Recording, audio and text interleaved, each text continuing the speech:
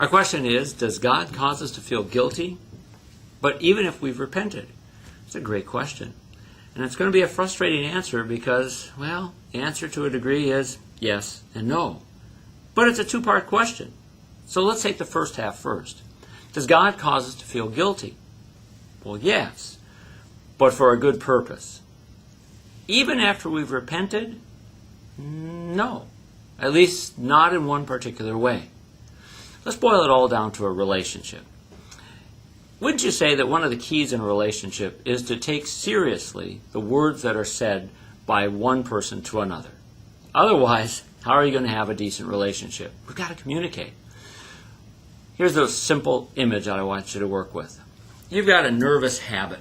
I'm sitting in a chair with a big table leg in front of me, and you happen to have this habit that when you sit there like that, you tap your foot. Sometimes you kind of forget about that, and you keep tapping and tapping. Well, let's say that you're sitting down with someone with whom you're having a wonderful conversation, a great dinner, a great relationship. And after about 15 minutes, that other person leans over and says, "Stop that."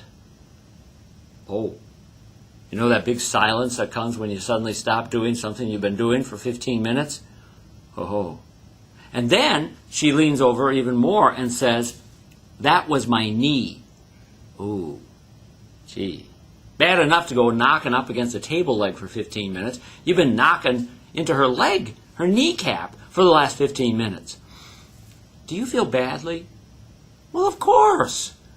What a terrible relationship if, after she says, "That was my knee," your response was, "I knew that." I don't think we really have a relationship then. She says, "That was my knee." Oh my gosh, I'm so sorry. Oh, I didn't know. Do you stop? Well, of course you stop. Feeling badly makes you change. Do you need to? Probably. It's just the way we are. When God directs us with the law, He points out what we've been doing. That's kicking the table leg, we think. But when He really points out to us the law, we find out that what we've been doing is not just kicking the table leg or kicking up against each other or even just harming ourselves. We've been kicking up against Him. Think about it. When Joseph was being seduced by Potiphar's wife, his response was, "How can I do this great wickedness and sin against God?" Isn't that interesting? He wasn't just, "Oh, I would be sinning against you or myself or your husband." I would be sinning against God. When Paul was found to be persecuting the Christians and Jesus came in blinding light in Acts chapter 9, Jesus' words were, "Saul, why are you persecuting me?" Yes, certainly Paul was accusing, killing even, Christians. But in the bottom line, it was action directed against God Himself. Did both of these men feel that it would be terrible? Absolutely. And that feeling made for change. So does God cause us to feel guilty? Yeah, it has to. Relationships don't live by making somebody feel guilty, but when we need change, when you're knocking into somebody's kneecap for 15 minutes, it's time for guilt that leads to change. And as soon as that change comes, there's a huge, "I am so sorry." Wouldn't that be the first thing that you say? "Oh my goodness, I didn't know. I'm so sorry. Oh, forgive me." Now, what do you expect, or hope at least, the person on the other side of the table is going to say? The person who's having a wonderful relationship with you. They're going to say, "Of course. I know. I forgive you." What do you do with those words? Believe them. Now, they seem a little unbelievable. I mean, they're said so nicely. She maybe is even smiling, even though her knees still got to be really hurting. She means it, though. She said, "I forgive you." Believe it. Now, I grant that you might ask her once, "Really?" And she says again, "Really? I forgive you." Smile.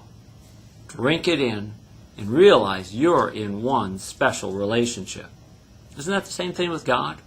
When God has gotten our attention, has gotten us to realize, "Oh my goodness, we are doing," and we stop, we then ask for forgiveness, of course. And He says, "I forgive you."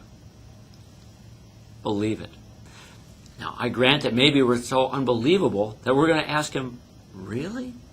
And he says again, believe it. He says it in all kinds of ways. He says it by what we read in the Scripture. He says it by reminding us that we were baptized and made his own. He says it by forgiving us in the Lord's Supper. But it all boils down to the same message. I forgive you. Believe it. If we still walk around then with deep guilt, we're not listening. We're not believing the words in the relationship. That guilt is the no. That guilt's the no, it's not supposed to be there. When we're forgiven, we're to go in peace. Isn't that a wonderful idea? Repeatedly throughout the Gospels, when Jesus meets those who need healing or forgiveness, his dismissal of them was, go in peace. Your faith has saved you. They're not supposed to go away feeling horrible, downcast, miserable, and frightened. Listen to him again. He said, go in peace. Your faith has saved you. Wow, what a change. So, it's a great question. Does God cause us to feel guilty? Well, yeah. When we need to, when we realize what we've been doing, and change is absolutely imperative, of course. And that guilt drives us to say, forgive me. And he does. But once that forgiveness is announced, are we supposed to keep on feeling guilty? No. Remember what he said. Go in peace. Your faith has saved you. From the army.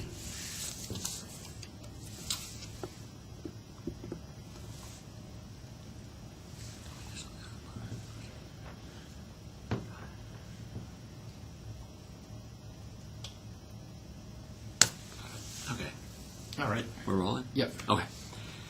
Our question is, can I just do what I want and then ask for forgiveness? Oh, isn't that a great question?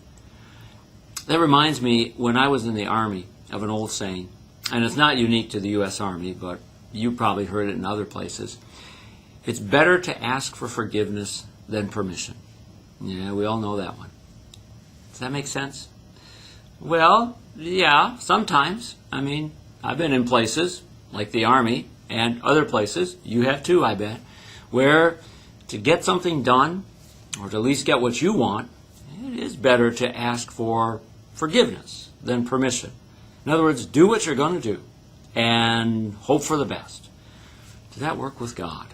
Is it just as good, just as well to just bull ahead, do what you want, get what you want, grasp it, and then, well, if you need to, throw up a, I'm sorry, and would you forgive me?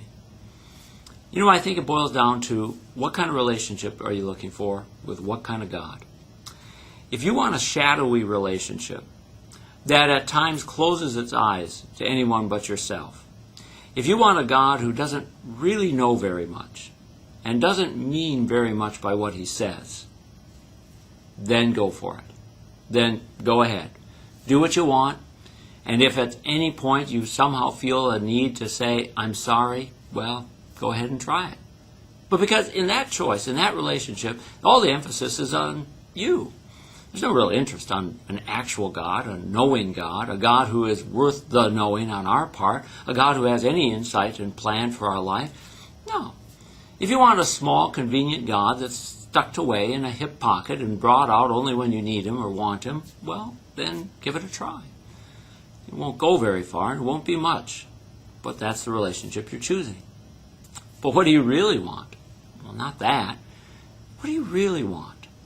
You want a God who knows all, who knows us, who has a plan for our future, who's already been there and has provisions laid out, who says both sternly law and means it gospel.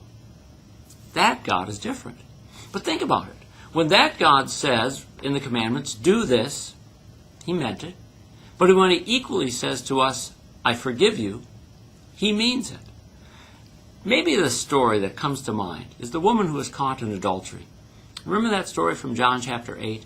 She was brought up, and the question was asked Jesus, what should we do with her? The law that they are accustomed to said that she should be stoned. Actually, both she and the man. Jesus doesn't respond. They keep pushing him. What should he do? And finally he said, let the one who is without sin cast the first stone. They all walk away, don't they? Remember that? Not one of them feels that, well, that's me. the sinless one. And he's left alone with her. And he asks a wonderful question. Is there no one left to condemn you? And she says, no one, sir. And he says, neither do I condemn you. Go and sin no more. I'll wager those were the most wonderful words she could ever hear. I'll bet you that she accepted wholeheartedly both the forgiveness and the direction for her life. I'll wager that her life was different from that day on. Now, I'm not saying she was perfect, and we don't know anything more about her, but I have a happy confidence we'll meet her in heaven, and her story will have taken a sharp turn from that day on. What did she have? She had a relationship with a God who knew her past, who knew her future. A God who, looking at all of that, said, I don't condemn you. In other words, I forgive you. There's no stone in my hand, no death coming to you for me. I forgive you. Take those words and the ones that follow. Go and sin no more. She was ready to do that, I'm sure. Forgiveness changes how we are and who we are and what we're going to do.